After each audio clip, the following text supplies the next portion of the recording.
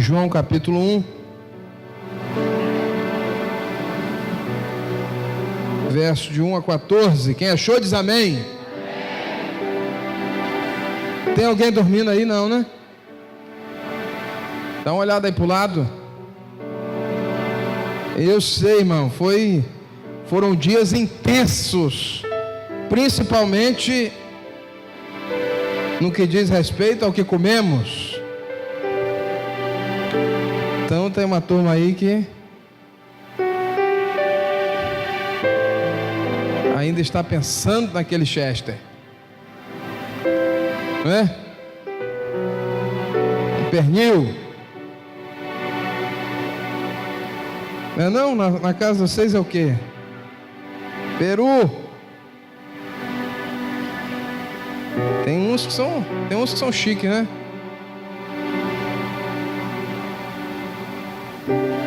João 1, de 1 a 14. Quem achou diz amém.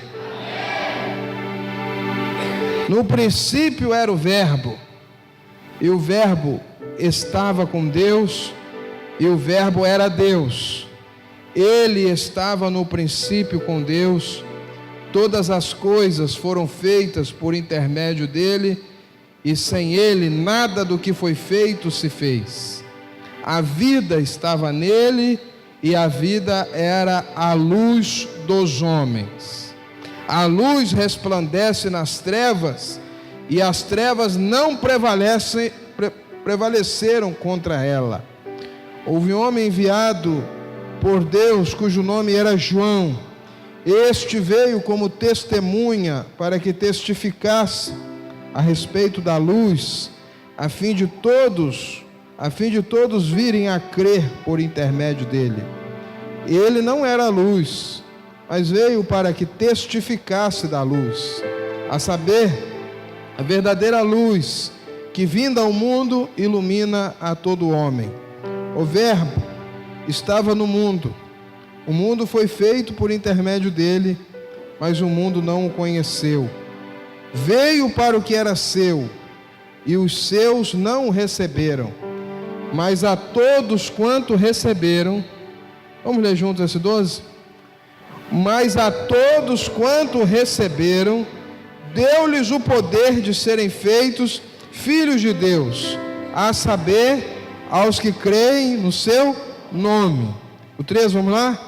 Os quais não nasceram do sangue, nem da vontade da carne, nem da vontade do homem, mas de Deus.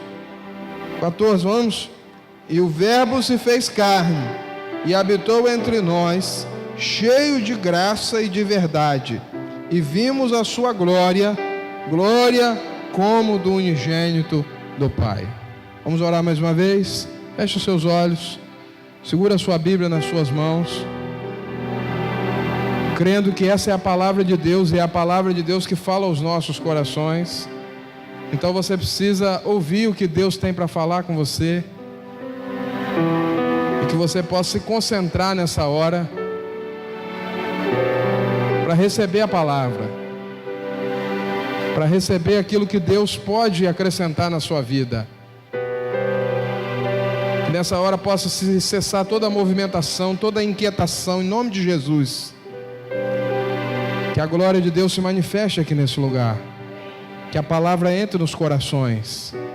Senhor, se tem coração fechado, possa ser aberto pelas chaves que só o Senhor tem. A mente inquieta, o coração possa ouvir a tua voz, e ouvindo a voz do Senhor, possa haver respostas positivas, em nome de Jesus. Amém. Meus irmãos, o texto que lemos é considerado o prólogo do Evangelho de João, uma espécie de prefácio da narrativa do apóstolo, uma introdução, melhor dizendo, ou numa palavra mais compreensível. E essa introdução antecipa, na verdade, o tema de toda a obra do Evangelho. A narrativa como um todo expressa que na vida e ministério O homem chamado Jesus de Nazaré foi a glória de Deus revelada de maneira única e perfeita. O que João está querendo dizer é que nos seus 20 e poucos capítulos, ele ia demonstrar como Jesus Cristo se manifestou em glória.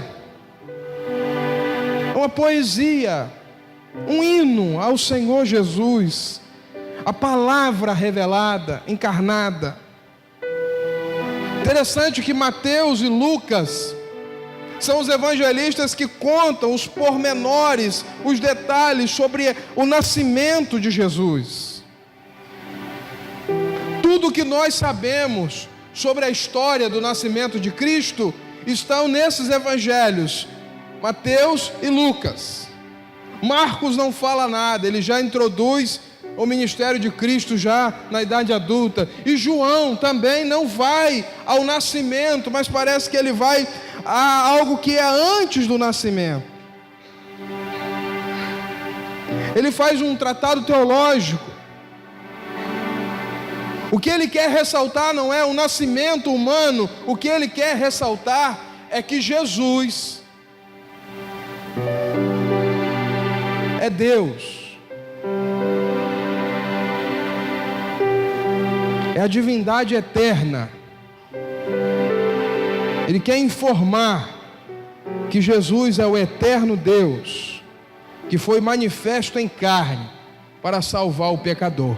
Não sei se sou eu, mas eu estou ouvindo a minha voz muito aguda. E a minha voz já não é bonita, irmão. Então, se ficar muito aguda, ou pode ser alguma coisa também dos meus ouvidos, depois de tanta coisa dessa ceia, né? Dessas ceias. Mas não sei se alguém ali podia ajustar.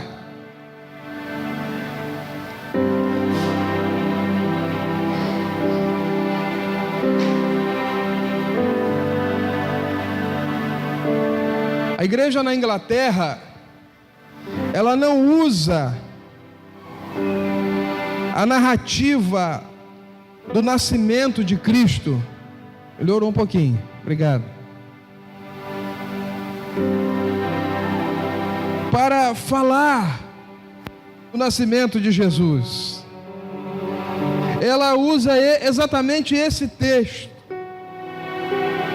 Porque o que João está dizendo, irmãos, é que Jesus Cristo, nós não podemos considerar a história de Jesus do evento do Natal para frente. Jesus é muito mais do que isso. Jesus existe na eternidade. Na verdade, Jesus é eterno. O texto deixa claro que a natureza e o significado da filiação de Jesus, ele mostra o Deus Filho com essa expressão: no princípio era o Verbo. A palavra no grego é logos, para referir à divindade, a sua encarnação e a sua obra salvadora. O foco do interesse sobre Jesus variou muito no decorrer da história. Quando João escreveu esse evangelho, havia um grupo de hereges que negaram a divindade de Jesus. Uns acharam que ele era apenas homem, outros acharam que ele era Deus, mas não homem. Uma confusão.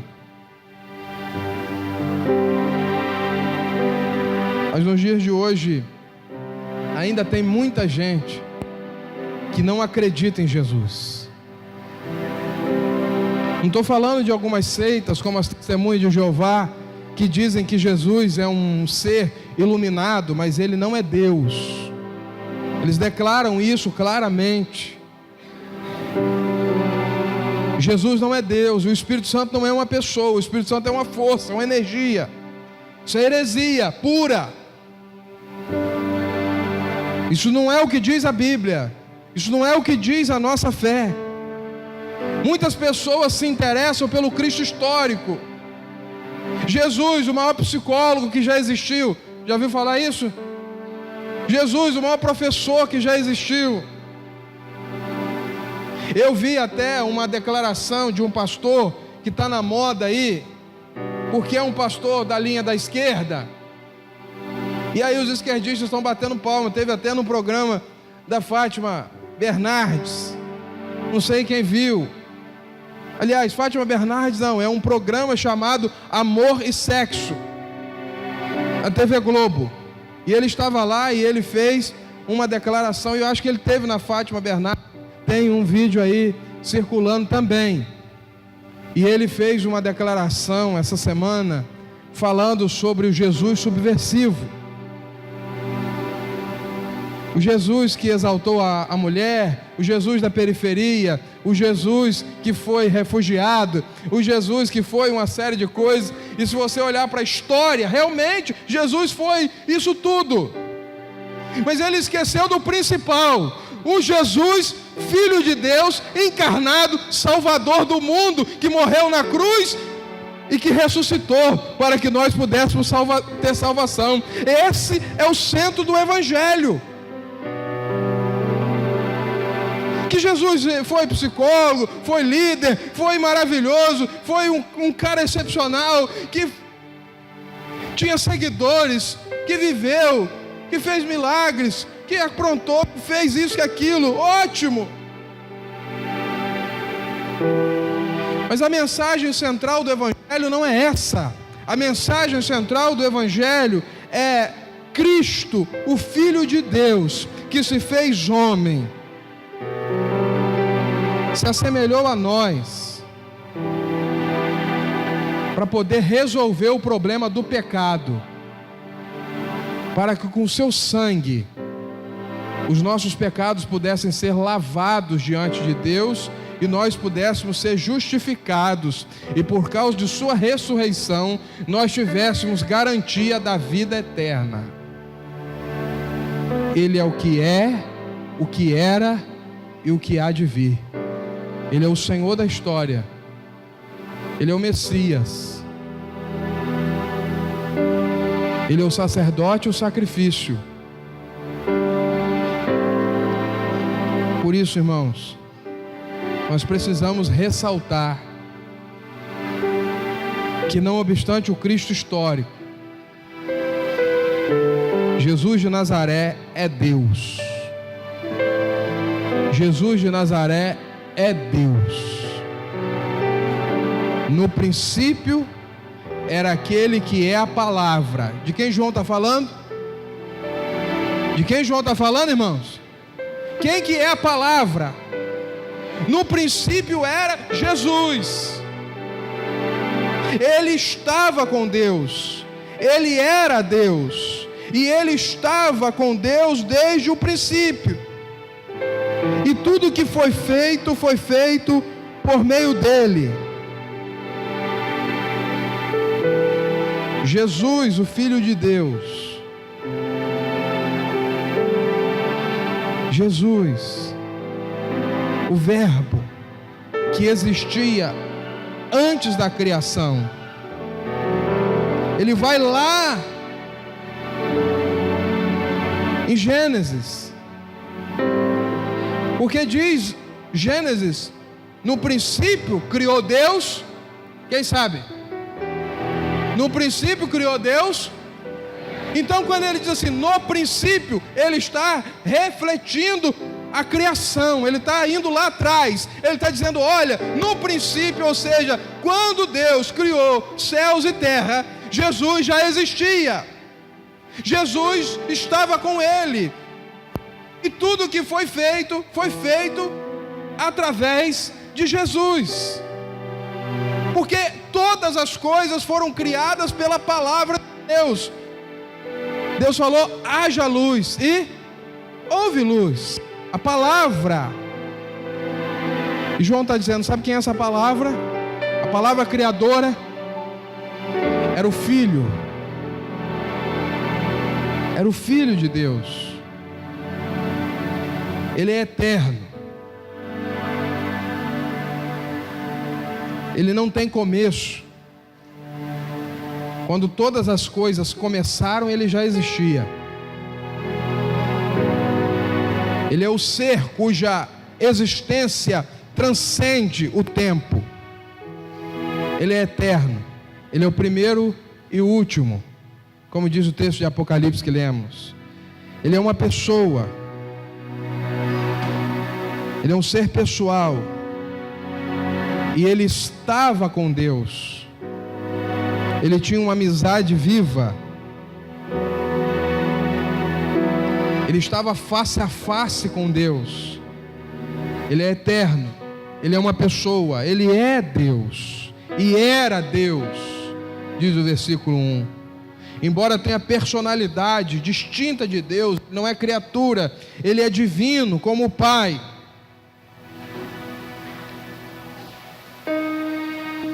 Ele é identificado com Deus, no sentido de ser co-participante da essência e natureza de Deus. O verbo era, é no sentido absoluto de existir.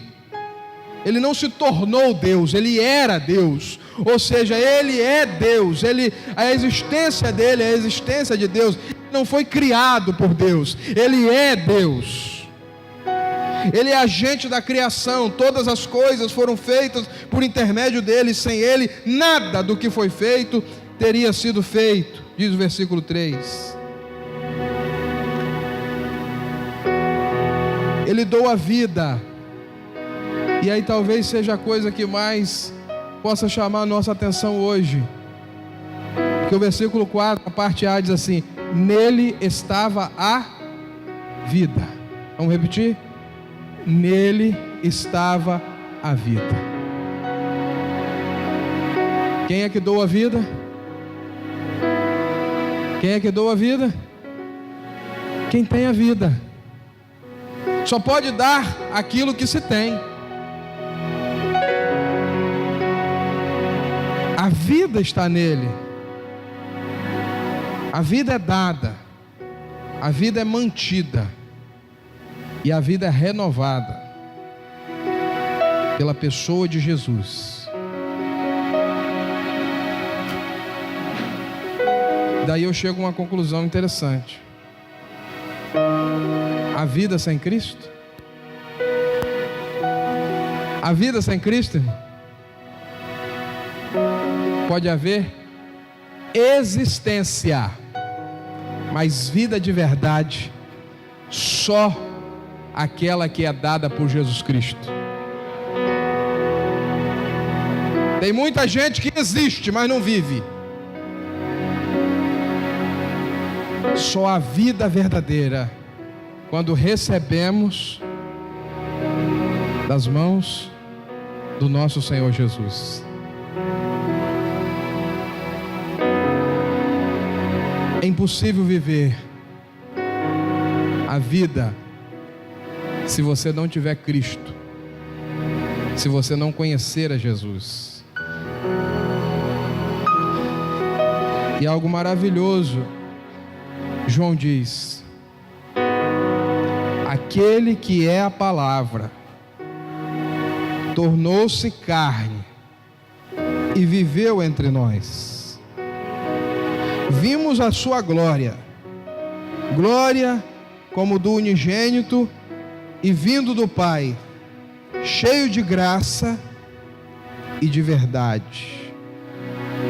Jesus Cristo nasceu numa manjedoura em Belém. Como pode? Se ele já existia antes de todas as coisas. Se ele já era Deus, já estava com Deus, se ele participou da criação, se ele viu todos os episódios do Novo Testamento, como pode um Deus entrar no ventre de uma mulher?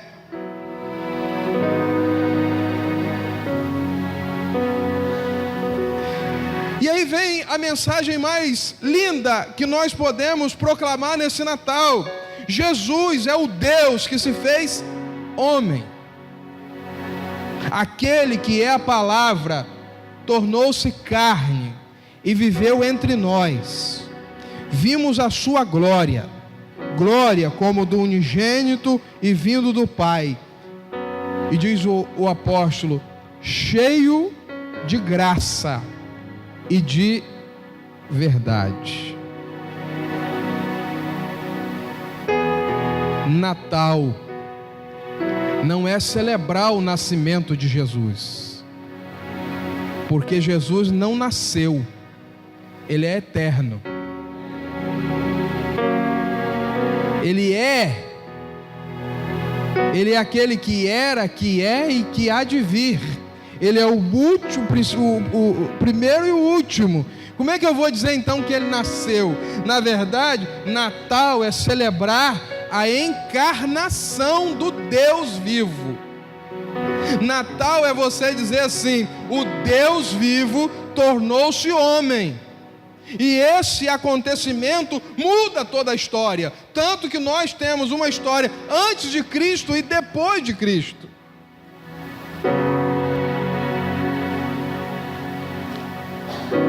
Jesus é Deus, o Deus que se fez homem. A segunda pessoa da Trindade se encarnou.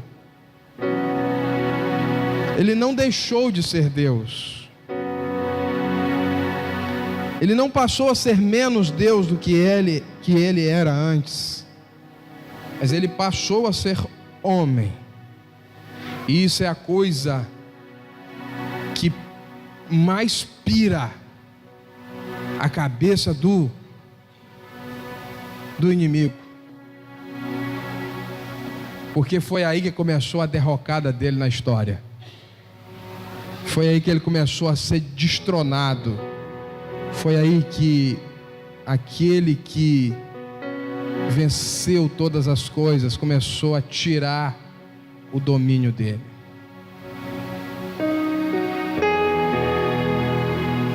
Que a gente precisa entender o que Jesus pode fazer.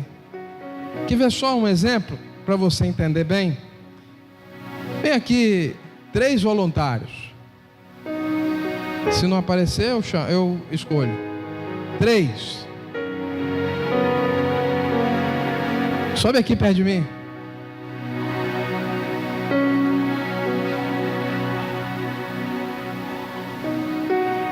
Isso. Vem cá, Isaac. Fica aqui. Você vai ser Deus. Você tem essa Bíblia. A Bíblia é sua. Esse aqui vai ser Adão. Será que Adão era parecido com ele? Deus deu a Adão um presente. Dá para ele. Quando Deus deu o presente, Adão então passou a ser a coroa da criação. A vida entrou nele.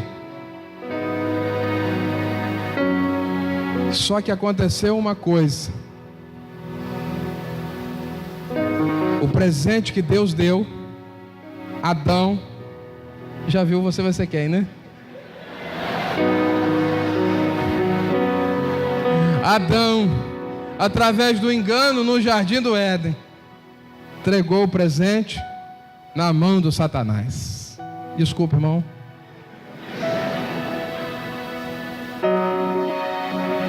Deus deu para Adão. Quando Deus deu para Adão e Adão deu para o diabo, Deus podia pegar na mão do diabo? Podia tomar aquilo que Adão deu, que era dele, sem se tornar injusto? Não. Se Deus fosse lá e arrancasse aquilo que o homem deu para o diabo, Deus estaria entrando na história de maneira injusta, e Deus não pode ser injusto.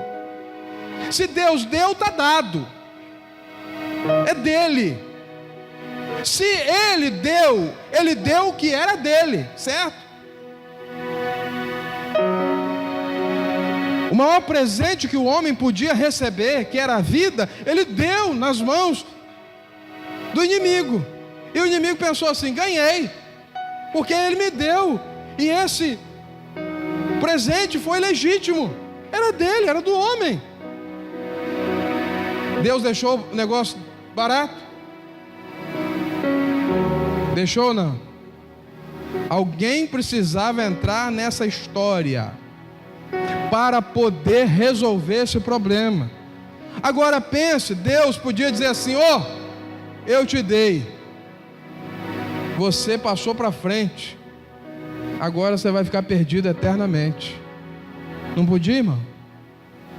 Mas o amor de Deus é tão grande, a vontade de Deus se relacionar com o homem é tão grande, que Deus planejou a entrada daquele que seria como Deus, que seria Deus, mas para tomar da mão do diabo, ele também precisava ser homem. Quem vai fazer o papel de Jesus aqui? Todo mundo, ninguém quer fazer o papel de Jesus? Vem cá, meu filho, você vai ser Jesus. Jesus Black Power.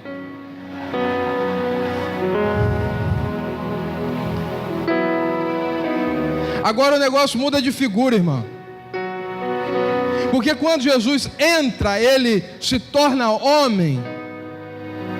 Ele passa a ter legitimidade para tomar aquilo que o Adão passou para as mãos do diabo. Por que ele pode tomar? Porque ele é homem. Porque ele se tornou homem. Deus, então, faz com que o seu filho descesse da glória, deixasse a sua glória, não deixasse de ser Deus. Estou fazendo isso para ver se a gente consegue entender. Ele não deixa de ser Deus, ele não é menos Deus, ele continua sendo Deus. Só que agora, com o advento daquela noite lá em Belém, ele se tornou homem também. Por que ele se tornou homem? Qual é a necessidade dele se tornar homem? Para tomar das mãos do inimigo o que o homem lhe deu. Só um homem podia tomar aquilo que lhe pertencia. Adão já não tinha mais condição. Deus não podia fazer sem se tornar injusto. Então ele envia seu filho, e o seu filho toma de volta a coroa da vida nas mãos e pisa na cabeça. Pode deitar aí. Vai devagar. E pisa na cabeça da serpente, e tudo que era nosso, Jesus Cristo recuperou para a glória de Deus, por amor. Obrigado, irmão.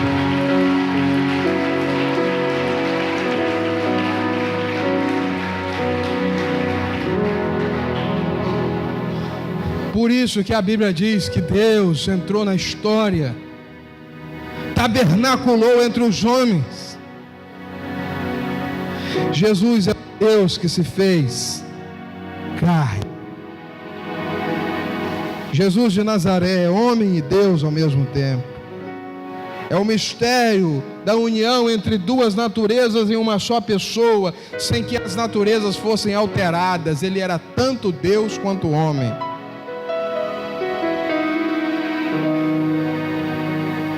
J.I. Parker diz que o maior mistério do Evangelho não é a crucificação, nem a ressurreição. O maior mistério do Evangelho é o Natal, porque foi no Natal que Deus se tornou homem.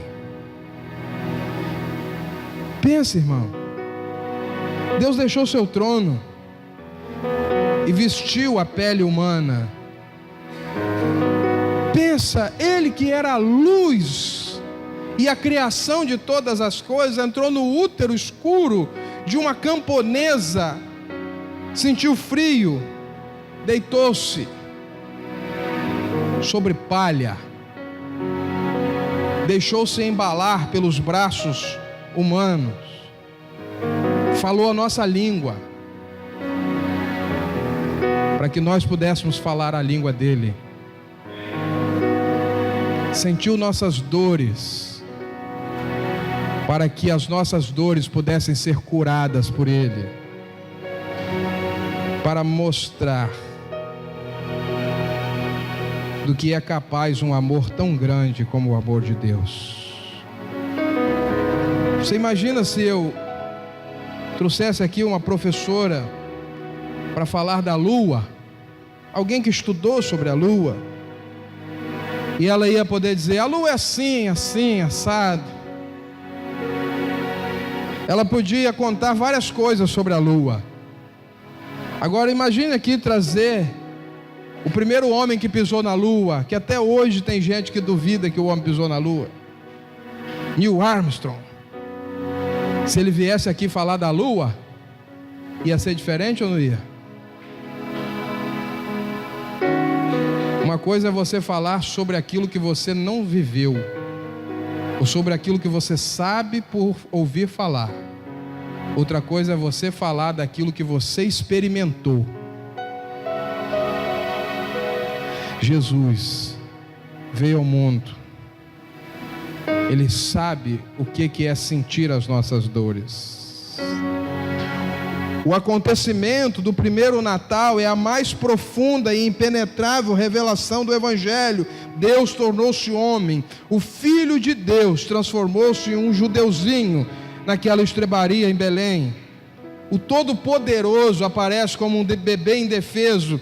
Nenhuma ficção que o homem possa produzir seria mais fantástica como a verdade da encarnação. E é aí que é a grande pedra de tropeço para os judeus, para os muçulmanos, para as testemunhas de Jeová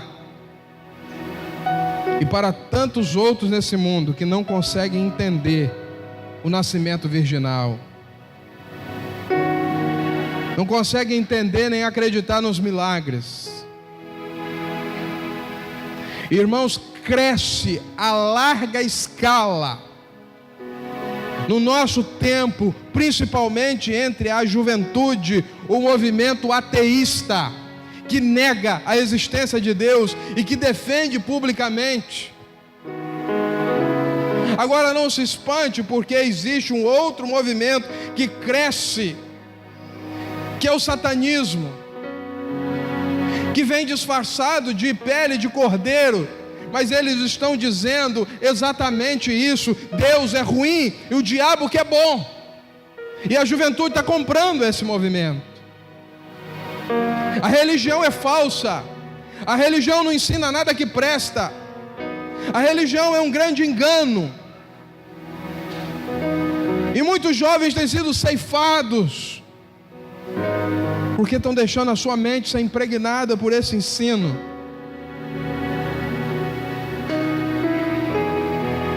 Sabe por que as pessoas não conseguem entender isso? Porque eles não conseguem aceitar a encarnação. Quando eu entendo que Deus se tornou homem, gente, se Deus se tornou homem, todo o resto é fichinha.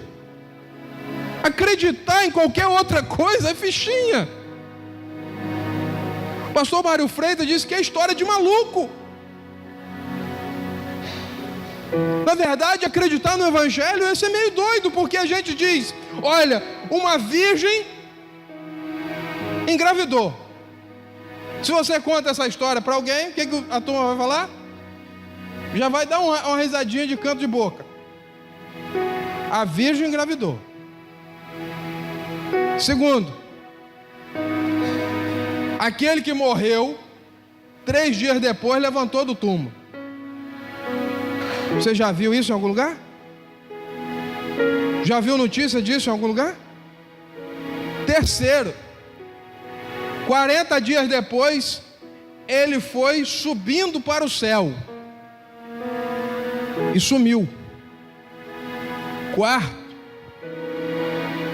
da mesma maneira que ele foi, ele vai voltar. É doideira ou não é?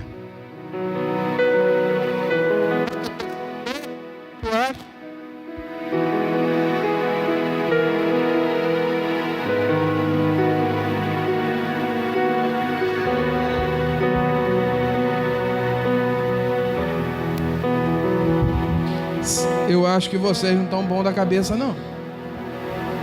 Você acredita que uma virgem deu à luz? Acredita ou não? Você acredita que aquele que morreu 3 dias depois, sozinho levantou? E o corpo ele atravessava até parede? E comia peixe e pão da mesma maneira? Você acredita que ele foi elevado aos céus, na sua glória? E agora, mais doido ainda, você acredita que ele vai voltar? É por isso que Paulo diz: é loucura, para o mundo é loucura. E eu quero terminar dizendo: Jesus Cristo é o autor da salvação. Nele estava a vida, e a vida era a luz dos homens. A luz brilha nas trevas, e as trevas não podem derrotar a luz. Verso 9 diz assim: estava chegando ao mundo a verdadeira luz que ilumina todos os homens. Verso 11: veio para os que eram seus, mas os seus não o receberam. Verso 12, você devia grifar na sua Bíblia, você devia gravar na sua mente. Contudo, aos que receberam, aos que creram em seu nome, deu-lhes o direito de se tornar o quê? Se tornar o quê, irmãos?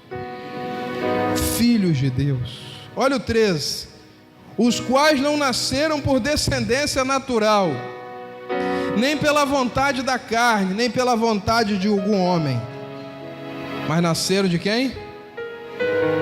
De Deus. O que que essa história toda tem a ver comigo e com você?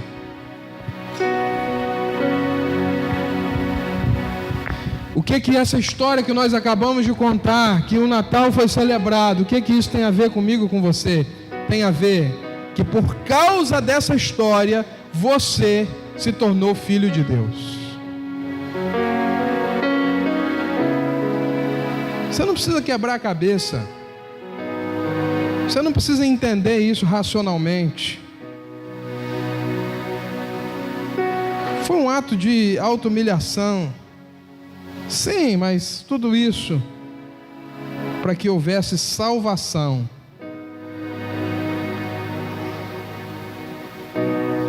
Porque o foco da revelação não é Belém, irmãos. A maior festa que nós devemos celebrar não é o Natal. O centro de todas as coisas, a história não para no nascimento, na encarnação. O foco da história chama-se Calvário, cruz.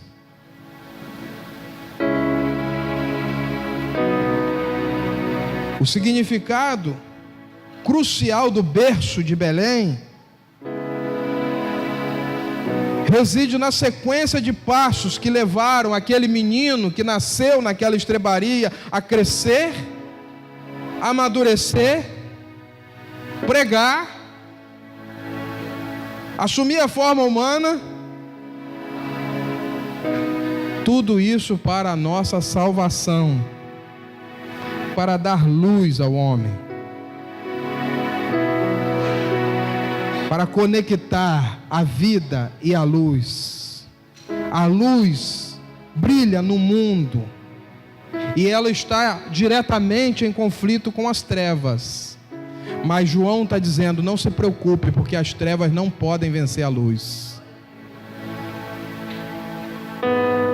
O homem está em trevas. A sua originalidade é na desobediência e na ignorância. É treva, mas a luz veio derrotar as trevas.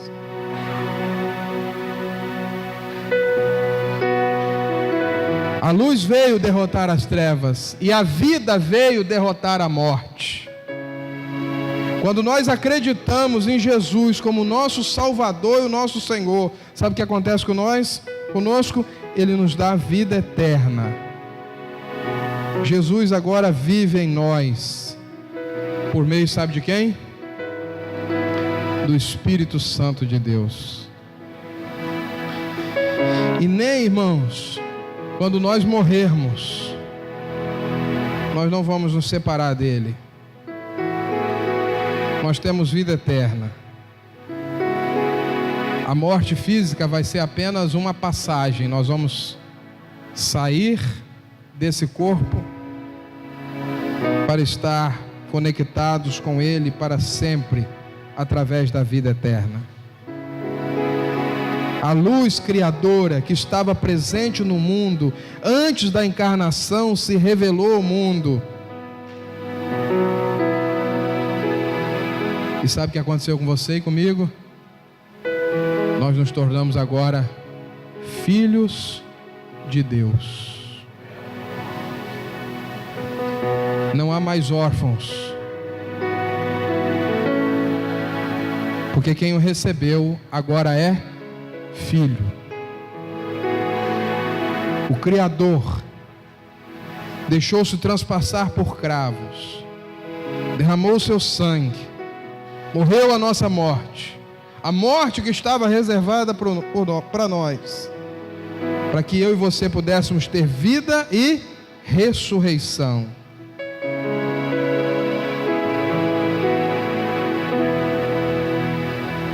Talvez nunca se falou tanto de Jesus,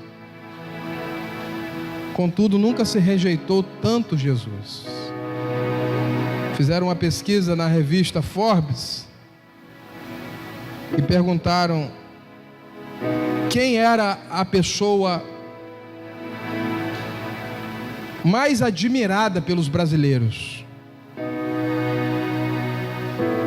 Em primeiro lugar, naquela época, já tem um tempinho, deu Angelina Jolie.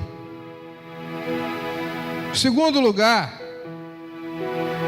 está desatualizado, Lula. Terceiro, Silvio Santos. Quarto, Bill Gates. Quinto, Jesus Cristo.